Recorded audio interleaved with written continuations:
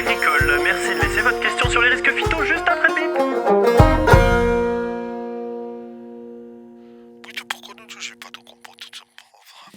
Pourquoi? Qu'est-ce que Une femme d'Agri un peu inquiète vient de me dire que son mari se retrouve souvent avec les mains de la même couleur que son semis. Elle se demande donc quelles sont les solutions pour qu'il puisse se protéger plus efficacement. Ah mon bon Eugène, ça risque pas de t'arriver toi? Bah non, elles sont où d'ailleurs tes petites mains là? Ah bah non, t'en as pas. Si l'on pense plus facilement à se protéger lors des phases de traitement phyto, on oublie parfois de le faire lors de la manipulation des semences traitées. Pourtant, les produits phyto sont bien présents en surface sur les semences, notamment pour les protéger des bioagresseurs. Vous savez, ces petites bêtes dans le sol qui en raffolent.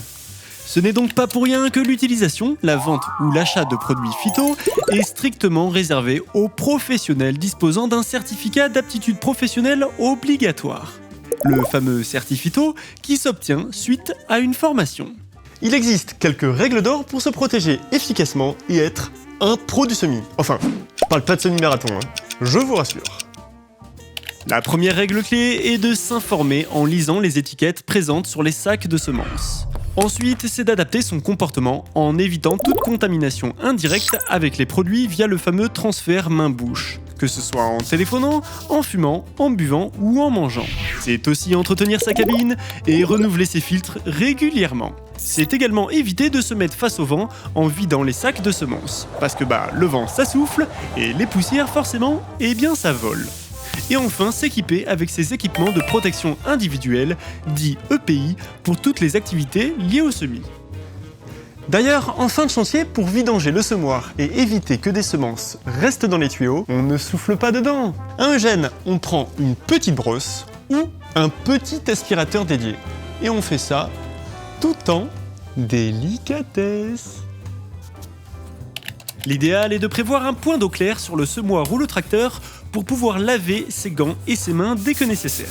Et surtout après le semis. Un des moments de contamination les plus importants concerne la gestion des sacs de semences vides. Car même s'ils sont vides, ils contiennent encore des poussières résiduelles. On évite donc de les manipuler inutilement et on ne les réutilise surtout pas. Une fois mis en fagot et ramenés au distributeur, ils seront pris en charge par la filière de gestion des déchets Adivalor. C'est eux les pros du recyclage.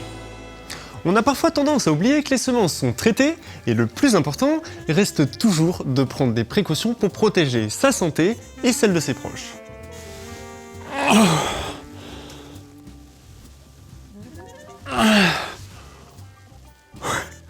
Bon, de toute façon, le semis, quand on est pro comme moi, ça demande toujours une bonne préparation.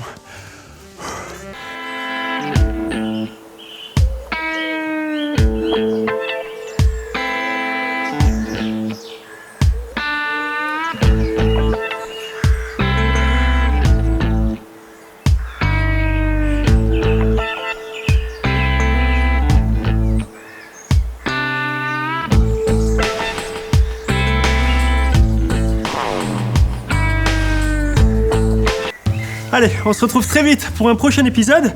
Et n'oubliez pas de me poser vos questions au numéro qui s'affiche juste ici.